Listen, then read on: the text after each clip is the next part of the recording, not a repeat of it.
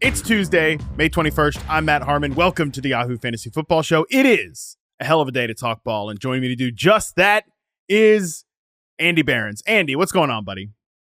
It is a pleasure to be here. I'm sorry that you missed what everyone knows that I regard as the most important week in the NFL calendar, schedule release week. Sorry you couldn't be here for that. It was a pageant in your absence. We really did it up. Yeah, I'm sure it was a great show that you and Dalton put together. I did not listen to it. I will never listen to it. I will never. And that's not a hey, I didn't host that show, okay? And this is my podcast feed. I'm not whatever. No, nothing to do with that. I'm sure it was a wonderful show. I'm sure it was a banger of a pod. My entire podcast feed, Andy, was filled with schedule release podcasts, and I listened to zero of them. But I'm sure that yours was the best. No, any show that begins with one of the hosts absolutely trashing the basis for the show it's got to be a winner, and that's what we had on our hands. Oh, well, again, I'm sure it was a banger of a show, but hey, it's good to be back. And we got a fun show for you guys today. It's my first one back from vacation. By the way, wonderful time off. People should take vacation more. Well, this vacation thing, Andy, that people have been telling me about was really good.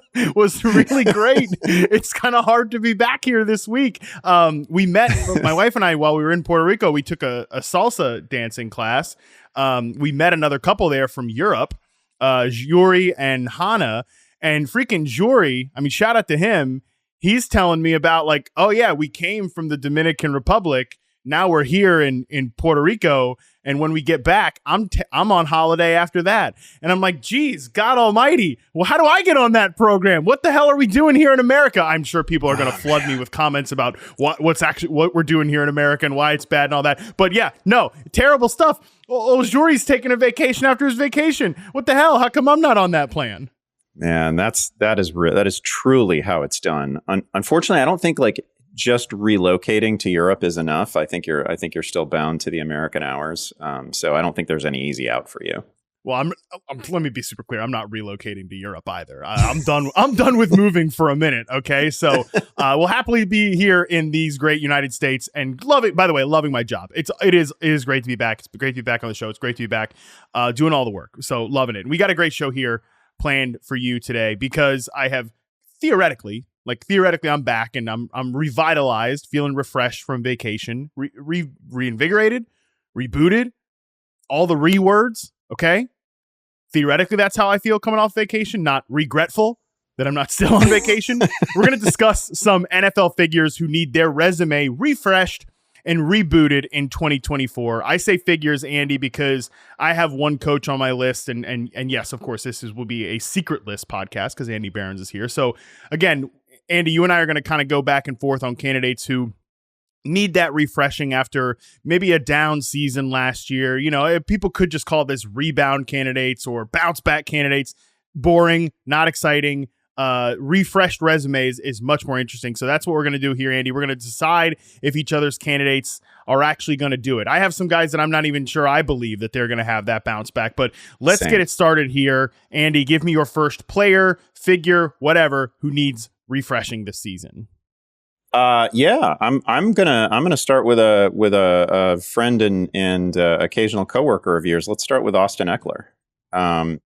He's one of a handful of players on my list who actually, by the way, this is a really fun subject to come up with names for because like I rattled off, I don't know, 5 or 6 really quickly. And then I came up with a long list of honorable mentions that we can go through. Dishonorable mentions. I don't even know what to call them. So there's a lot of guys that fit into this category. And I felt that Ekeler was one who not only gets the real life, refresh of an actual relocation from his former team. Maybe he needed it. Maybe he didn't. I don't know. But man, does he fit the sort of description that we're looking for, I think, in this particular show, because he's coming off a year in which, what do we want from Austin Ekeler? The number one thing is we expect, just a boatload of receptions, and he gave us his lowest reception total since 2018 last year, only 6 touchdowns. So we didn't really get we didn't really get that goal to go work. We didn't get the goal line work. It was a dreadful offense for much of the season. He averages just 3.5 yards per carry.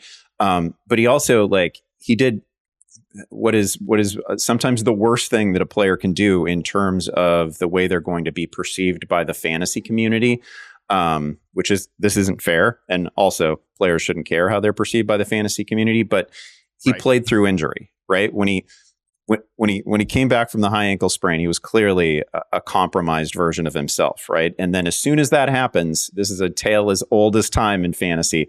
We start dogging the player. We don't give them enough credit for what they're doing. And what they're doing, by the way, is, enormously valuable to their real life team. And, coaches always talk about availability and all that. And so there's a big thing in reality, but in fantasy, he's far less explosive. We're not seeing breakaway plays. We're not seeing the same sort of jittery, shifty Austin Ekeler that we might be accustomed to. So people turn on him pretty quickly, right? And I just think, it's good for him to get a restart. I don't know that he's actually in the best spot for it, though, because again, if we think back to what do the best years of Austin Ekeler look like, set aside the touchdowns, we're talking about a guy who can catch 65, 75 passes. Is that going to be there with Jaden Daniels as his quarterback? Can he get a slice of the goal to go work alongside Brian Robinson, a guy who's pretty good at it? I don't know. There's some open questions here. I think it's nice that he's with a new team. I don't know that it's the perfect situation. So often what we see with great running quarterbacks, and Daniels is one of those, they're not looking to check it down, right? They're not looking at the first sign of trouble. They're not looking for their running back for a dump off. They're looking to take it on their own. So I don't know that huge reception total is here, and that kind of closes a door to fantasy value. Right. This is funny that you have Ekeler, because my one coach that was on my list was Kliff Kingsbury. So we can just kind of have a Washington conversation here. And I had Kingsbury because that's a great name. Yeah. He definitely needs a reputation refresh, right? Because it's funny, you'd think about any of these guys that were during the era when anybody who was near Sean McVay was getting hired as a head coach or something like that. And by the way, it's gone well for some guys. It has gone not so well for other guys. Kliff Kingsbury was one of these guys who kind of got swept up in that, even though he wasn't really on that staff or whatever. It was kind of an exciting thing. Kliff Kingsbury, this, college offensive coordinator, this air raid guy, he's going to come to Arizona and beef up this offense under Kyler Murray. And it was really never, it just wasn't even really by the end of the Arizona tenure, it wasn't even a fun watch. Honestly, even during some of the good moments, it wasn't a very exciting watch. It was why aren't we pushing the ball down the field? People are calling it a horizontal raid from a passing game standpoint, to the point that even, when Kliff Kingsbury was getting floated as an offensive coordinator candidate this cycle, people are I don't know. This doesn't really move the needle at all. So he's definitely a guy that needs a refresh. And by the way, it's also funny too, because he hasn't actually been an offensive coordinator since 2012 at Texas A&M. This is almost kind of a new role for him, right? So I just think he's an interesting person to consider, because I can talk myself into so many different directions with almost all of these players here in Washington. And throwing Jaden Daniels into the mix, I agree, he impacts a lot of players, specifically Ekeler, because I could tell myself a story where, overall, Andy, I think the committee of Brian Robinson and Austin Ekeler is probably going to be pretty good. I think it's going to be a nice running back tandem for Washington. But splitting it up for fantasy is difficult, and especially now that we have Jaden Daniels as the quarterback, because I could see if they had taken Drake May at the second overall pick, I could see Ekeler catching those 65 balls this year as a check down option, because the one big question on this entire offense is the offensive line. Have they done enough to even make this an above average offensive line? I could see I'm Drake May, I'm in chaos. Let me check it down to Austin Ekeler. That's probably not happening with Jaden Daniels as the quarterback. So I share those concerns. And just again, I think it's worth having a conversation about this offense, because I could see it going multiple different directions just because of the whole Kliff Kingsbury of it all. Yeah, and I mean the other thing is it's loaded, right? We just needed to plop a competent quarterback in there, and I think Jaden Daniels is going to be a competent quarterback down the road. I think he's going to be occasionally a spectacular quarterback as a rookie. It's so loaded with talent. Offensive line questions aside, we now have two reliable pieces, at least brand name pieces in the backfield. Robinson was really good, sort of, the under the hood stats last year look really good for Robinson. He wasn't just a volume guy. It wasn't just a story of where he's getting it on the field. picked up his receiving ability a little bit. And then obviously McLaurin is a great player who's just been dealt a weird hand at quarterback. Jahan Dotson also would have been a candidate for this list a little bit, maybe down the ranks a little bit, but really promising rookie season, obviously. And then a step back last year, but overall a very talented player and a very talented collegiate player. So there's a bunch of talent here that can be unlocked. I don't know. I've told myself like two different stories on Austin Ekeler, and I don't know if I can. Like on the one hand, I do expect, he's not. We're not talking about like a 33-year-old player here. By the way, I think he just had a birthday. I think he's recently 29. So happy birthday to Austin, who I'm sure listens faithfully to this podcast.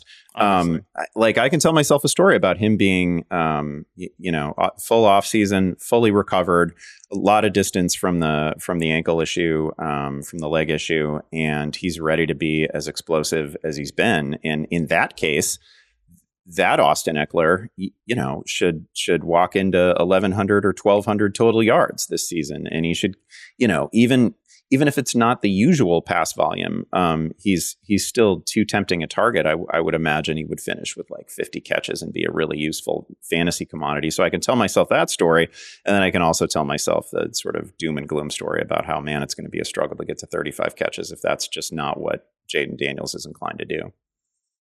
Right. And that's sort of, again, my vibe on this whole team, which is why I threw Kliff Kingsbury out there, because I can tell myself a story like on Terry McLaurin that this is easily the best season of his career. Right. He's going to be the majority first read target getter in an offense that's probably going to have some RPO elements to it. You'd imagine they want to take advantage of Jaden Daniels as a rusher.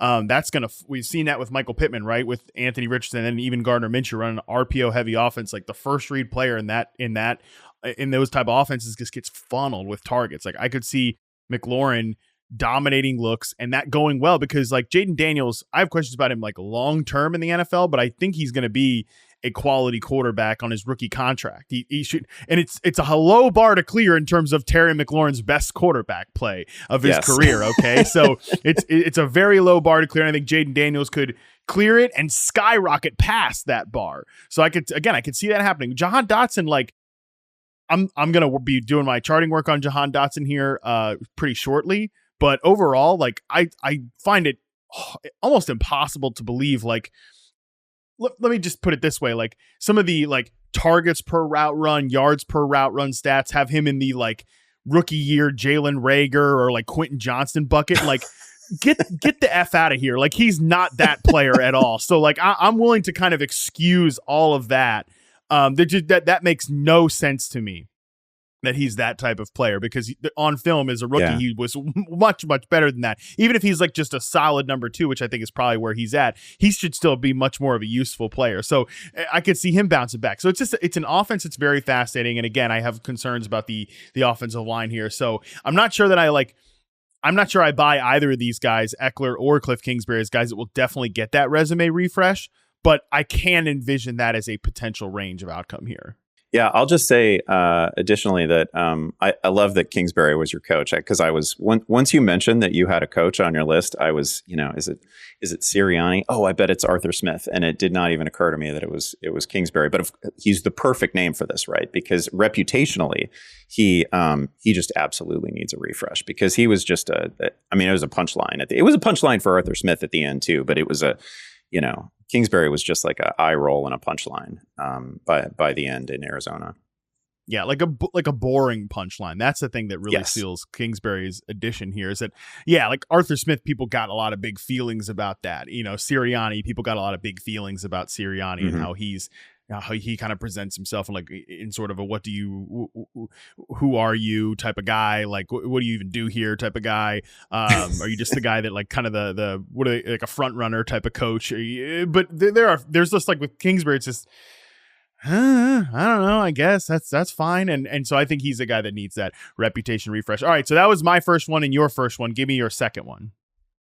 I'm gonna go with it's occurring to me that I have a number of quarterbacks on this list, and maybe I need to pivot to another name. But I do want to start with this one. I also have a number of quarterbacks, so it's fine. I gotta talk about Daniel Jones. On my list, one of my numerous names.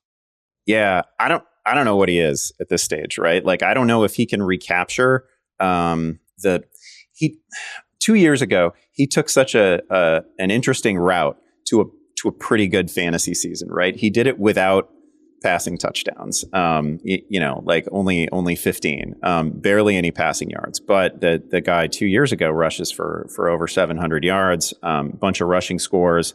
It ends up being a perfectly nice fantasy season, and we can definitely see the path, and the Giants can see the path, right? They're willing to commit to him at some level, pretty generous level.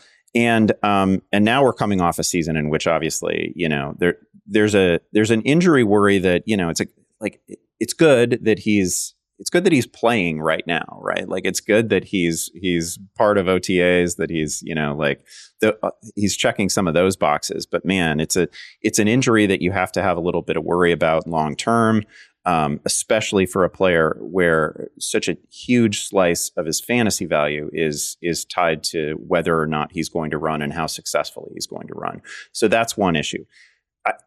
But he's also somebody where, like, I'm not full of doom and gloom, because I really like Malik Neighbors. Like, I like some of what happened in the offseason, and he clearly didn't have anything that resembled a number one, like a true number one receiver, somebody that you just, man, I can't wait. Oh, it's Sunday. We get to feed that guy 12 targets again. That's awesome. They just didn't have one of those guys. And now I think they do. So that's pretty exciting. But also, like, 6 games last year and he gets sacked like 30 times. You can't do that. Nobody can do that. Nobody gets away with it. So I don't know what he is at this stage. I don't know if he can return to sort of that, he really threaded the needle in terms of being able to cobble together some fantasy value in a season in which you weren't very remarkable as a passer a couple years ago. So I don't know if he gets back there, but I'm interested in some of the additions that they've made in the offseason. Yeah, I thought about Daniel Jones too. For my list, I have him on my wide list. I'll pivot to somebody else here because I'm with you. I have a decent amount of quarterbacks as well, but Daniel Jones is interesting because this time last year I was really interested in Daniel Jones as a fantasy quarterback, like a late round quarterback that had some upside, because he had a good fantasy season the year before, as you mentioned, in 22, and they did refurbish things around Daniel Jones from a pass catcher standpoint, but nothing to the effect of freaking Malik Neighbors, right? By the way, it wasn't even crazy to be like, oh yeah, in on Daniel Jones last year. Consensus ADP wise, he was like a top 12-ish type of quarterback. People were interested in him as that late round dart throw. And then it was just pretty clear from the moment go, oh yeah, this is not going to work out at all. Because I'm not sure, Andy, I've ever seen an NFL game that was more lopsided than that week 1 Cowboys Giants Sunday night football game. And as embarrassing as that was from a protection standpoint, it really never got any better because Andrew Thomas was out. Evan Neal has been a huge flop so far through his first 2 seasons. They just could not pass protect at all last year. And Daniel Jones is not a guy that's going to, stand and deliver or really make plays off script. He's just not that type of guy. He has to be kind of a see it, throw it type of quarterback. It's going to be a lot more opportunities if the offensive line is better this year. They add some players. Obviously, Andrew Thomas is going to be healthy. And now he's going to have a Malik Neighbors, a guy that he can see it and throw it to that player, and it's going to be a lot better for him. And even some of the supporting players, Andy, you're right. They have nobody that you want to feed volume to. It's Wan'Dale Robinson's the consummate somebody's got to catch the ball, and he's 5 yards downfield. Okay, so he's getting 11 targets, but we're not excited about it. By the way, I'm sure I wrote exactly that sentence in pickups of the week a couple times, right? That was always the argument for Wan'Dale Robinson. Exactly, but he's a quality slot. He's a fine slot receiver. Jalen Hyatt, he's a potential field stretcher type player. Daniel Bellinger's had some moments at tight end. I don't think this pass catcher core is completely bereft of options beyond Malik Neighbors. So again, Daniel Jones is another guy that I don't know if I believe he's going to have that resume refresh, because they could get 6 weeks into the season and be all right, we've seen enough of Daniel Jones. We don't want to be on the hook for his injury guarantees, which, and they kind of do the Derek Carr thing and they play Drew Lock and then they just try to figure out the quarterback position next year. But if you do believe that Daniel Jones is going to have that bounce back, he's going off the board in best ball drafts at QB 30, which is nothing. Yeah, but the problem is I can I can just absolutely see the scenario that you're painting, right? Like number one, re-injury is a real scare. And number two, just not wanting to be on the hook for any more of the Daniel Jones experience is a real concern, because it was bad before he was no longer available last year. So I don't, this is another one where I can see the path in both directions. But I guess I'd be pretty optimistic because I'm a pretty big Neighbors believer. And then they also have, they have some guys. I don't think we mentioned Jalen Hyatt. I don't think you're a Jalen Hyatt guy. I don't know exactly where I stand on him, but he had one of the signature all-time college games. And he did it against Alabama. So I always come back to him.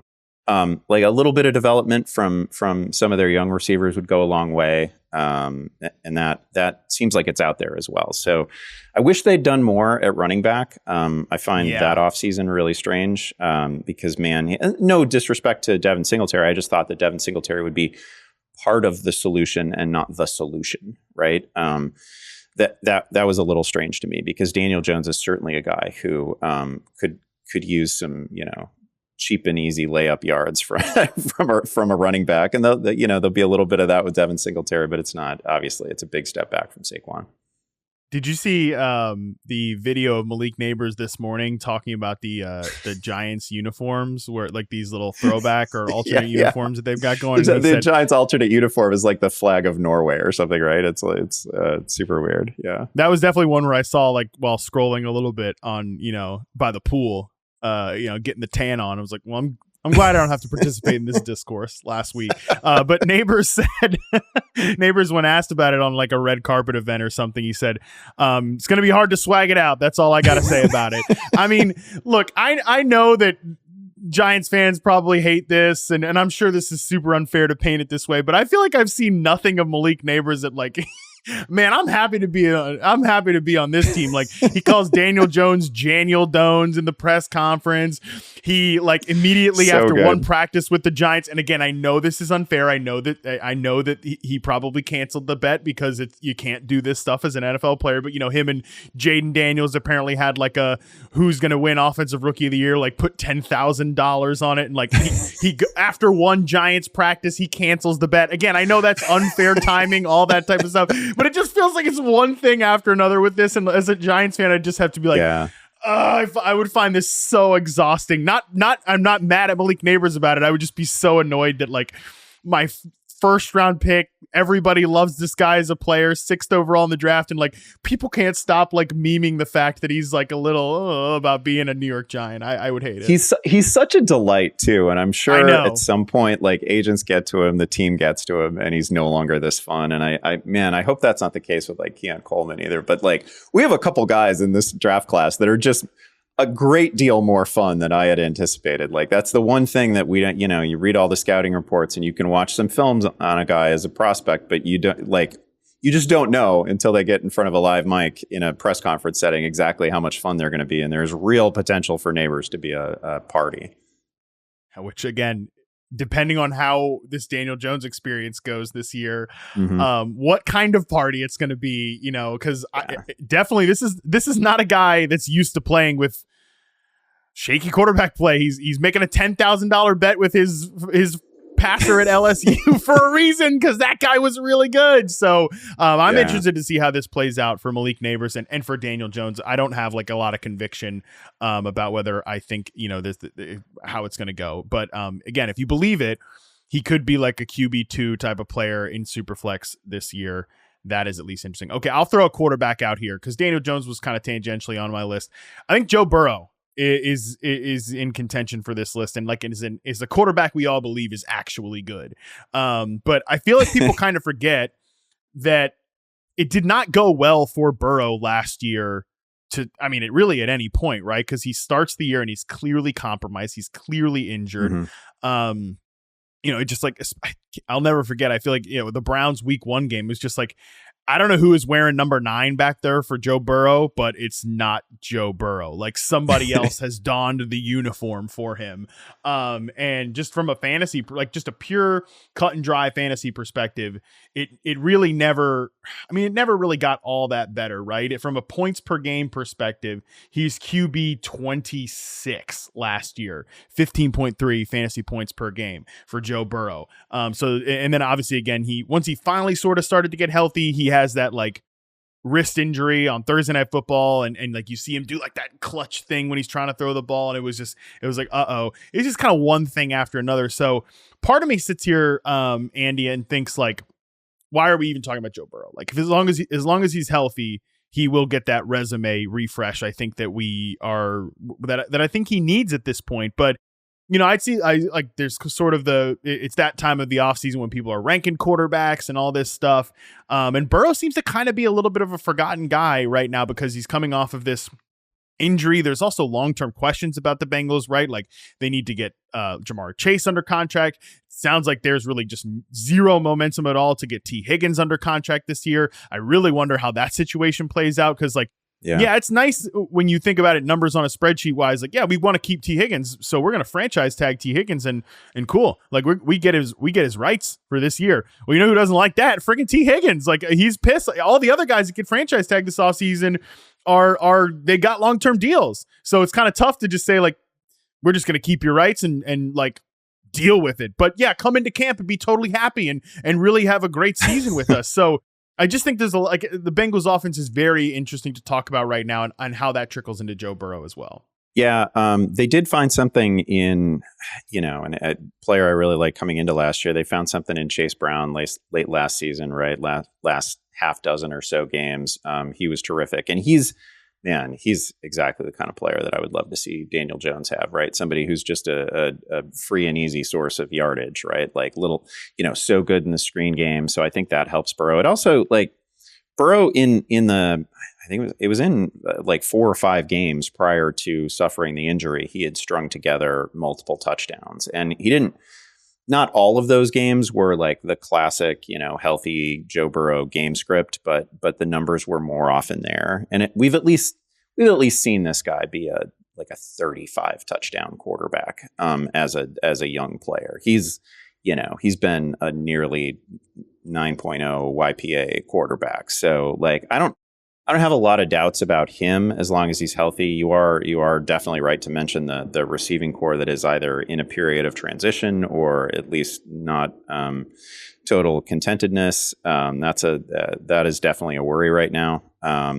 He wasn't on my list, but I also see the case for it too, because we haven't like the one thing that's been absent from even in the healthy seasons, even in the great seasons for Joe Burrow to this point is also, and this doesn't ding you in fantasy, but it hurts in reality. It's a little bit more turnover prone than I would like my franchise quarterback to be, right? Like he's pretty consistently like in the teens, at least in the low double digits interception wise. There's always, there's like 4 or 5 balls a year that just don't seem like they belong on Joe Burrow's highlight reel, that just don't seem like the throws that we would expect a quarterback of that caliber to make. So you'd like to see that cleaned up. But if and when he's healthy, I'm pretty confident in him. I've drafted him a handful of times. He's also one of those guys that's really difficult to rank because you have to when you're obviously going to rank him pretty high. He's still got great weapons. He's a great quarterback when he's right.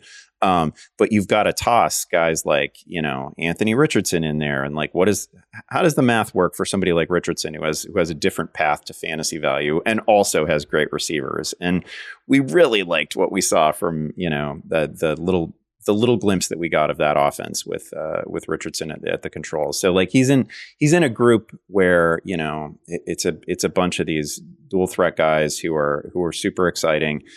How do I rank Burrow relative to Lamar? How do I rank Burrow relative to Anthony Richardson? And then guys that we're frankly a little bit more excited about coming off last year, like CJ Stroud. So it's good company to be in. But I do kind of understand why he gets left out of top 5s in drafts occasionally.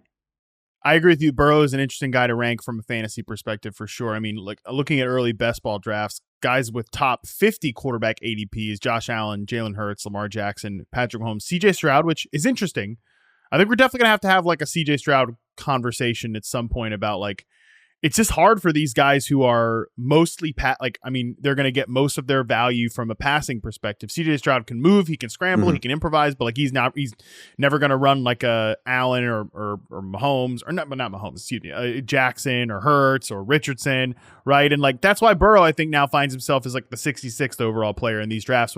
Same with like Dak and with Jordan Love, like.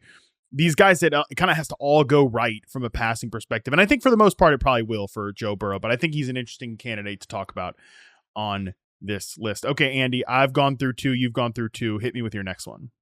Okay. This is going to be a combo platter. This is going to be 2 guys, 1 team. And one of them probably not still fantasy relevant. The other is, I want to talk a little bit about Bryce Young and Diontae Johnson. Okay. And again, I'm not advocating that anybody go out there and draft Bryce Young in your 1 quarterback leagues. That's not happening. He's still like super flex only. That he just played 16 games and passed for fewer than 3,000 yards. Only threw 11 touchdown passes. Not ideal. Also sacked 62 times. Lost nearly 500 yards on those sacks. Not ideal. But I do give the organization credit for addressing some things that were unaddressed last year, right? They gave nearly, I think, $90 million guaranteed to a pair of guards in the offseason. So they're beefing up the interior of the offensive line a huge way. And then they add Diontae Johnson, who, again, also a strong candidate for this list. Did some other things on offense. They had Jonathan Brooks. They add Leggett. Like they did some things that needed to be done, right? Like we needed more weapons here and we needed protection here for Bryce Young if he stood a chance. Diontae himself plays in only 13 games last year. He had his lowest yardage output since his rookie year, the fewest catches in any season of his career.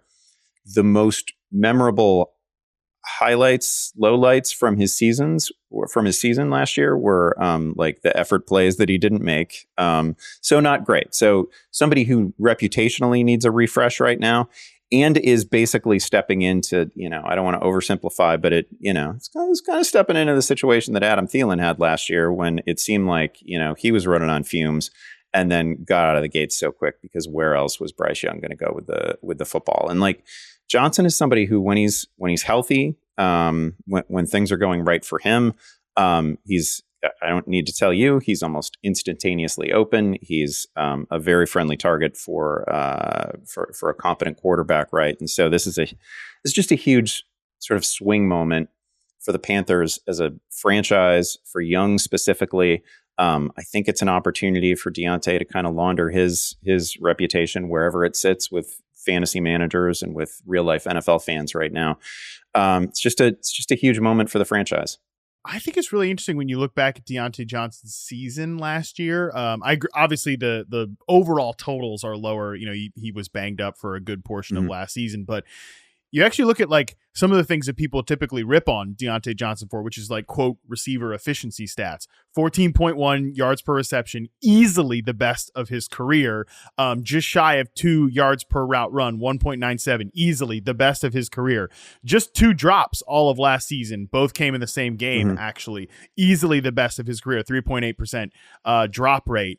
You look at where he lined up to, actually career high percentage of snaps in the slot. Like when I charted him for reception perception, he was much more lined up off the line of scrimmage. He was used more as a flanker because he had been the X receiver for the Pittsburgh Steelers. But last year they have George Pickens kind of fully emerge in that role. And it made all the sense in the world because he's like the prototypical cut from stone X receiver. Like let's move Diontae around. I think that really, like that's the reason he was so inefficient, was he was in this kind of role that maybe sort of doesn't really suit him, but it certainly lends to inefficiencies from a target perspective, especially in Matt Canada's stupid ass high school offense, playing with bad quarterbacks. And like you look at him in Carolina now, I think he probably lines up most often at X receiver just because he's probably the best candidate for that. You don't want Xavier Legette doing that as a rookie. You don't want old man Adam Thielen doing that at this point in his career. But he will be the first read on almost every target, on almost every play, because he's, like you said, the best separator by a country mile. And this is an offense in Dave Canales that I think is going to be well designed. Yeah, I think it's going to be well executed from a route concept standpoint. That should help Diontae Johnson from an efficiency standpoint. So, yeah, we still have questions about the overall offensive ecosystem in Carolina. We still certainly have questions about Bryce Young. But talk about low bar to clear with like who's the best quarterback of your career. Big Ben certainly was Big Ben at the end of his career. That's probably the best quarterback that Diontae's played with at this point.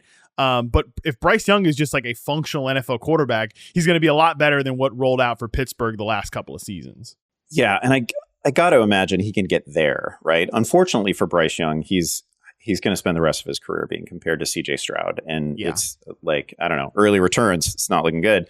But that's the reality for him. But if he can just be, it wouldn't take much to take a pretty significant step statistically, because again, for somebody who actually played 16 games, he had no numbers last year. Like it's actually pretty wild. Like that's a crazy low touchdown total. Not reaching 3,000 yards in the year 2023 is wild. But obviously, a lot of issues with the offense that were not entirely Bryce Young's fault. And they, again, to their credit, they address things in a pretty meaningful way in the offseason, both on the line and in the receiving core. I'm a big fan of Diontae's. I found last year mostly disappointing. I didn't like that we were having conversations about whether Diontae Johnson cared, right? Like that's never any fun. And I think this is a real chance for him to have. If not, I don't want to. It's probably a bit much because Diontae's had like 100 catch season on his resume, right? He's had 1,100 yards. I'm not saying he's necessarily going to get there, but I think we can get back close to those levels and really like refresh the reputation of this player as both a fantasy asset and as a real life, quality winning player. Yeah, I'm with you on that. I mean, I don't think best season of his career, like statistically box score wise, just because. Like it's going to be hard to meet some of those like kind of fake totals from some of the Matt Canada, like Ben Roethlisberger era, but it goes off the board of wide receiver 41 in early best ball drafts. I could see him way out kicking that. Certainly if things go well. All right, we're going to take a quick break. Then we'll get back into the last few players on our list. We're back.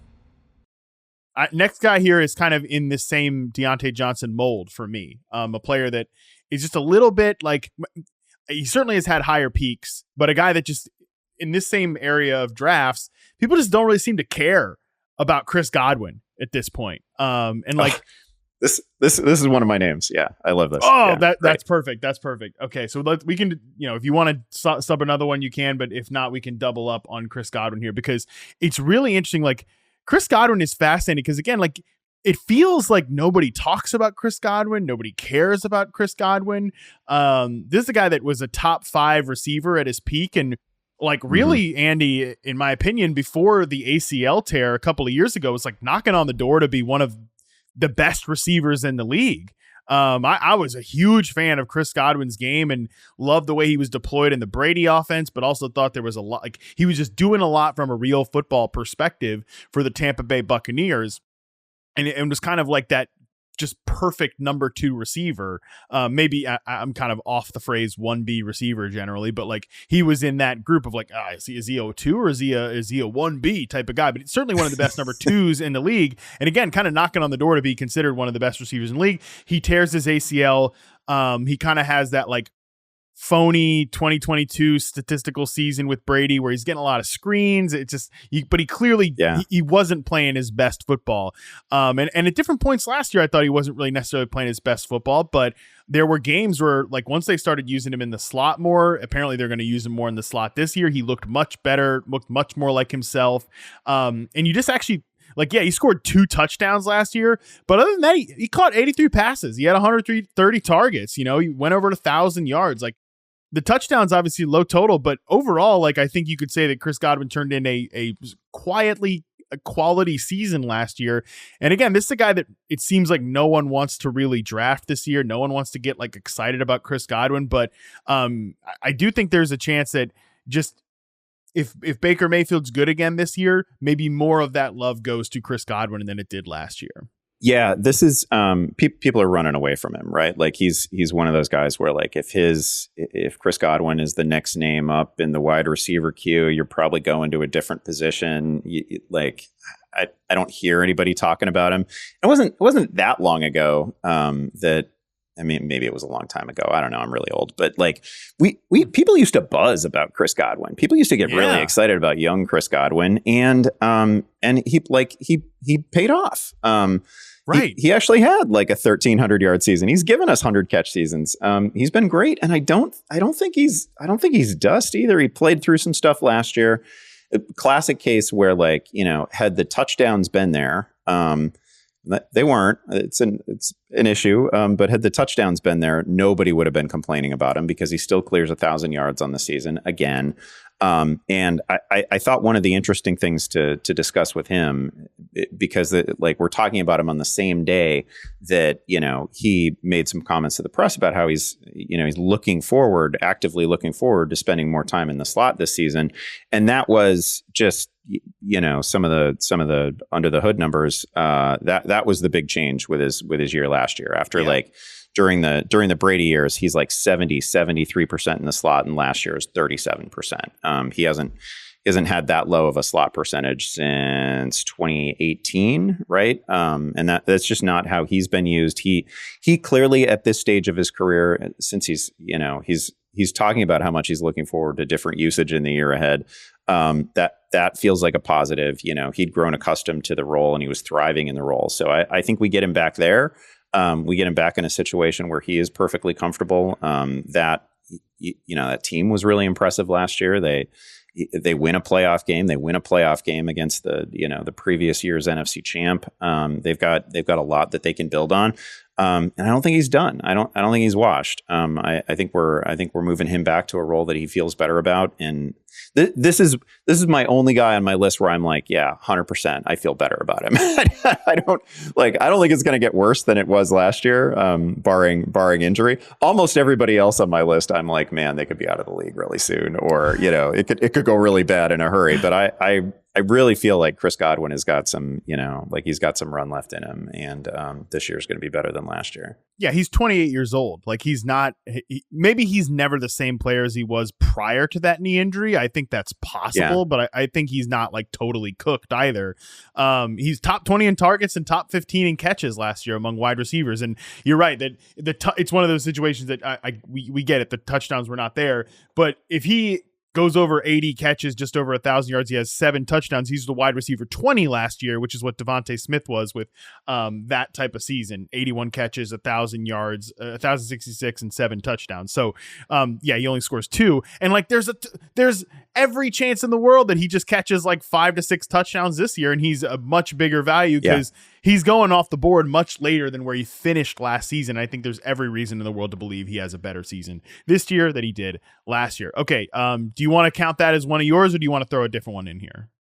I can throw a different one. How many do I have left? Oh my gosh. I think I have one left on my big list, but I got plenty of names. I have an abundance of names here, so I can throw anybody in here. I do want to talk about, and this is where I felt like I was getting a little bit quarterback heavy, and I have multiple quarterbacks in my head that I could choose from here. But I'm going to go with another combo platter. I'm just going to say both Steelers quarterbacks. They're going to spin the wheel. I don't know where it's going to land. But Russell Wilson and Justin Fields, two guys at different points in their careers, obviously, for different reasons. Both of them in desperate need for a positive refresh. They're both coming off like two of the weirdest seasons that anybody had in 2023. We talked about Russell Wilson at various points during the year. Some of the surface level numbers obviously look just fine. The touchdown to interception ratio looked just fine, but everything else, like just watching Broncos games, watching that particular passing offense was weird. Almost everything he threw, at or behind the line of scrimmage, and then occasional deep shots, right? Like you look at the passing charts on Next Gen, and it's not what we see throughout the league, right? It's not normal NFL offense, and it felt very much like, oh man, we're doing everything we can to. Maybe that's what Sean Payton wants to be, or maybe that's just Sean Payton protecting his team from what he thinks Russell Wilson is at that point. I'm not sure. So huge swing year for him because he's a guy obviously who was on a Hall of Fame trajectory, and then it all went sideways in Denver.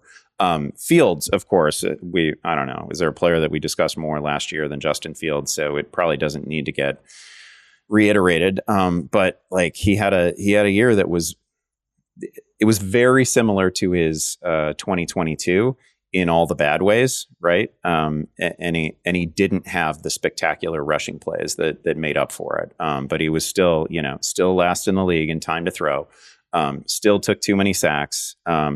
Maybe had a few more throwaways, which was good, but still got dropped too often, and too much time in the pocket, too much indecision from him. Really ugly season. That of course, had a couple of nice moments with DJ Moore, but no surprise that he's out in Chicago, and yet he's still a guy where you can just see you can see the traits. You can see like some of the exciting traits that we're drawn to in fantasy. So like maybe this is one of those situations where like people inside the league are just not that into him simply, and people in fantasy keep coming back for pretty obvious reasons because he is a huge rushing talent, and he does have plenty of arm, right? And if it can't get right in like this, Mike Tomlin bubble, I don't know that it's ever going to get right for either player ever again, right? Because if there's one thing that Tomlin just manages to do, even when they have to limp into the playoffs, they get into the playoffs and they have a winning season, and you feel like they're building on something by the end. It's not my favorite receiving room in the league. I feel like in some ways I feel like George Pickens is like the opposite of the conversation we're having today, where somebody needs a reputational refresh, right? Like I feel like George Pickens is a guy where the reputation is maybe out a little bit ahead of the player. So I don't, I like him. I don't love him. I don't think he's a perfect player. Freiermuth is fine. I think Roman Wilson is fine. We'll see where the receiving core goes, but it's not obviously star-studded. I don't know how it fits with either of these quarterbacks, but man, they both need a refresh.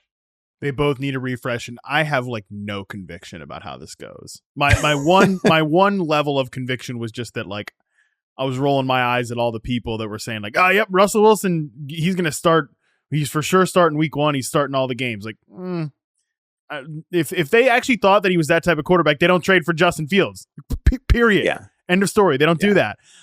So it makes no sense to sort of kind of have that attitude about it. And then they go out and they trade for Justin Fields. So they could tell you whatever they want about Russell Wilson. They clearly don't believe that he is that type of quarterback at this point. Nobody should. With Justin Fields, I could easily see him just being like, just a classic mobile quarterback that fantasy managers chase. But the league's not that into him for all the reasons that you laid out. I don't know. What's your best guess as to how this scenario like plays out with these two quarterbacks? It's hard to imagine either, like whoever the opening week starter is, it's hard to imagine that guy playing at a consistent winning level throughout the season and not losing the job at some point.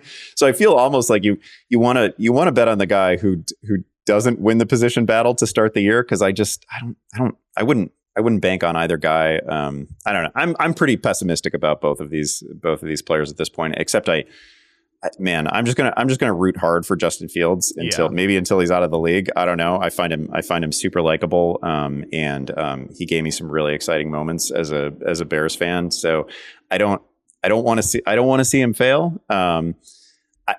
I can imagine him, certainly the player here that I feel better about, given the stage that they're at in their career.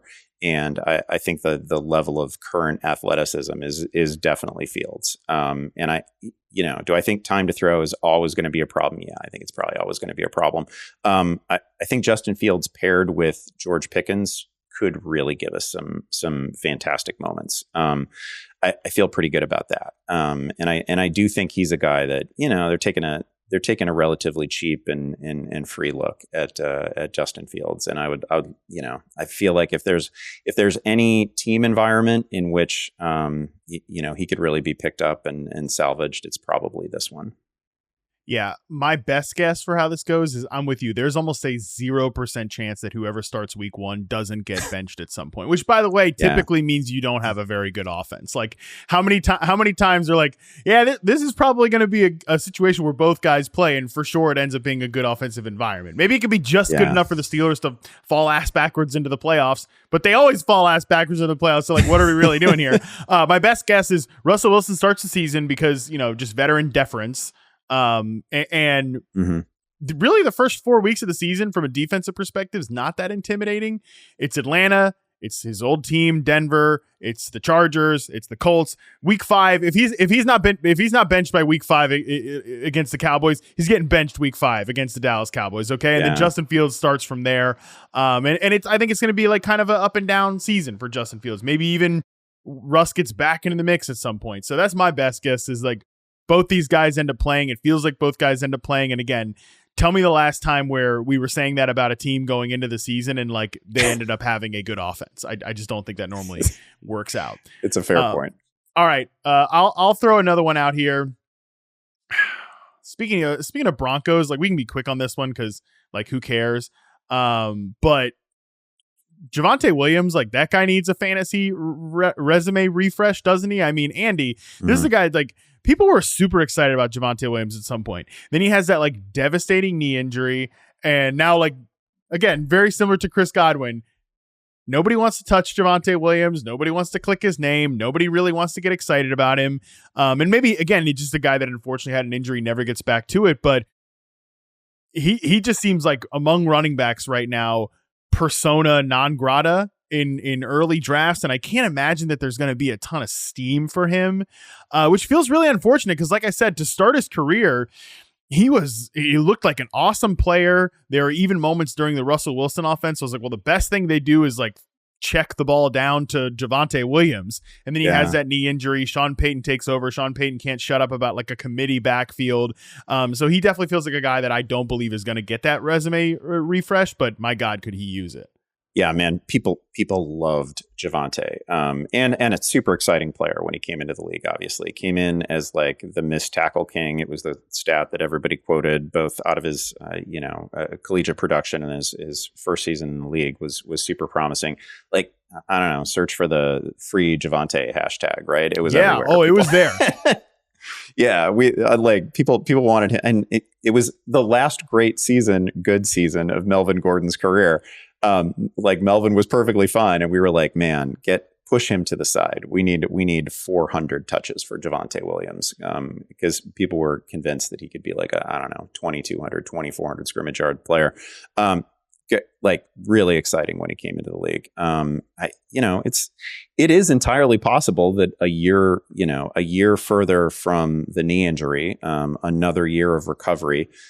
Very common story that you talk to athletes about, like when they actually start feeling like themselves after a major knee injury. It is typically not 9 months. It is not 10 months. It is often 2 years. So wouldn't be shocked to see him a little bit more lively this year. It's still a pretty wide open backfield. I don't see somebody who should obviously take those touches.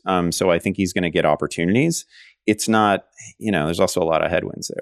There's a rookie quarterback. There's a super uninteresting receiving core. I'm not very excited about the offense generally. So he could be really exciting and wildly productive and still, give us 5 touchdowns and it won't feel like a very impactful fantasy year. But man, talk about somebody who came into, his rookie season with so much steam and actually like, I don't know, you saw it. You everything that everybody, all the hype, every positive thing that anybody said about him as a prospect, like you could see in glimpses. So I understand why the free Javonte hashtag was a thing. I understand why there was that level of excitement for him. It's just weird it's weird to see a player, this happens all the time with like the Memphis running backs. They all go through this. We're always super excited about them when they're rookies. And then by the time they're in their fourth year, we're like, we're so over them. And I hate to see Javonte become that kind of guy, because he really was, as a rookie, as a second year player pre-injury,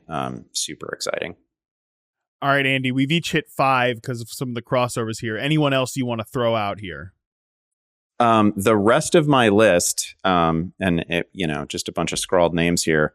We could have talked about Kyle Pitts. We could have talked about Tony Pollard. We could have talked about Dameon Pierce, although, frankly, I don't really see the path for Dameon Pierce. Unless he gets traded. Unless he gets traded. Like, that's the interesting conversation, but then that's pure hypothetical. And so we can steer clear of it. I think Trevor Lawrence fits this conversation, right? Because let's talk about Trevor Lawrence, because he was also on my list too. So let's just quickly have the Trevor Lawrence conversation. I know, Andy, by the time we got done with the panic meter segment last year, we were so sick of talking about the Jaguars offense. Yes. I think we put them in the coping corner, right? It feels like we probably did at some point. My God, that might as well be a different lifetime ago, talking about the damn coping corner. But yeah, Trevor Lawrence, like what how bullish are you about Lawrence in terms of like making that leap? Because again, like quarterback ranking wise, like people still that, Derek Klassen, who does, charting work for us at Reception Perception on quarterbacks, like he still is very bullish on Trevor Lawrence as a real life quarterback. Obviously from a fantasy perspective last year, it was really like a stone cold disaster, because he was the type of guy that you just kind of like kept rolling out. You really could never stream somebody over him. So he kind of was the worst fantasy quarterback to have last year to draft. What's the Trevor Lawrence outlook like this season? Yeah, you wouldn't know it from my fantasy ranks, right? Because I'm not particularly bullish on him. I've got him in the higher teens, I think, like maybe QB 17, 18, something like that. And part of the reason for that is I've kind of resigned myself to the fact that the Jaguars are not going to let him run. He was a great running quarterback at the college level, and like in my mind, he is somebody who could definitely have the rushing season that Daniel Jones had a couple years ago. Like, that's very much in play for Trevor Lawrence. He was really good at it. Some of his best collegiate highlights are like, long touchdown runs. Like he has a gift for it. When he's forced into it, he's still really good at it. But I just don't think it's going to be a major component of his game. I don't think the Jaguars want him doing it, so fine. So I can't consider him a member of the dual threat club. So that lowers him a little bit. Man, people have really trashed him, and including people who came in, a couple of years ago would have told you that they still believed he was a generational quarterback. But like they're just 1 year removed from, like, they won a playoff game. They were an ascending team that won a playoff game, and I can't. The thing that I can't get out of my mind with Trevor Lawrence is all the near misses last year, right? Like all the 1 foot inbound touchdowns, all the college touchdowns. It wasn't just, I don't even think that they ended up having a particularly notable year in terms of like total number of drops, but some of the situational drops, like when they happened and what the result of the play would have been had it been caught, were just felt monumental. And so it felt like there were repeated, like just huge swings in his season where it all could have looked a lot different on paper. It all could have looked a lot different statistically. In the end, disappointing year, low totals across the board. Not a, I don't know, it wasn't a bad year in terms of like overall passing yardage, but certainly not the year that anybody was drafting, certainly not the year that anyone was expecting. I think they did some nice things in the receiving core. I still think he's got a huge arm, and he can make some throws that are not available to every quarterback. So I'm pretty bullish on him long term, probably more in real life than I am in fantasy, though.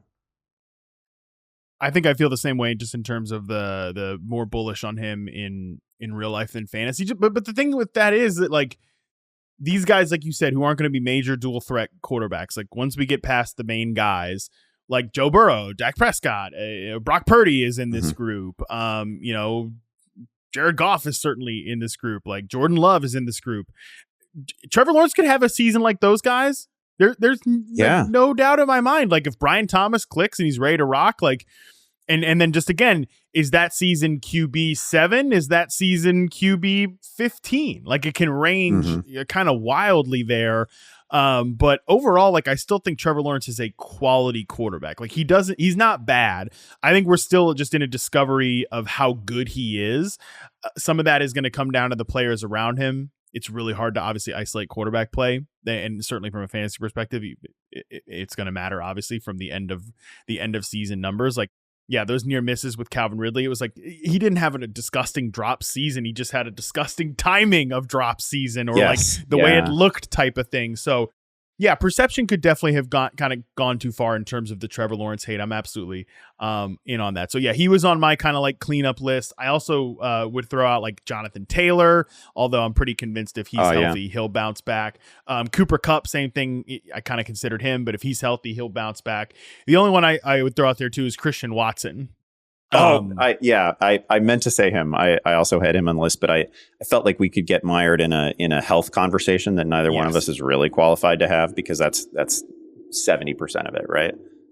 Yes, it's also like we could get mired in a Green Bay receiver conversation, because I think that's a very fascinating conversation to have, and like I'm almost kind of willing to believe anything with the Packers receivers. But I mean, yeah, to me though, the questions for Christian Watson go beyond like, can he stay healthy? It's also like, we need to see some more development from him, which we haven't gotten to see to this point because he hasn't been able to consistently be on the field. So, and I'm a big Wicks and Reed guy there in that receiver room. So he's definitely somebody that needs that resume refresh, and I'm not sure if he's going to get it. But anyone else, Andy, to throw out before we get out of here?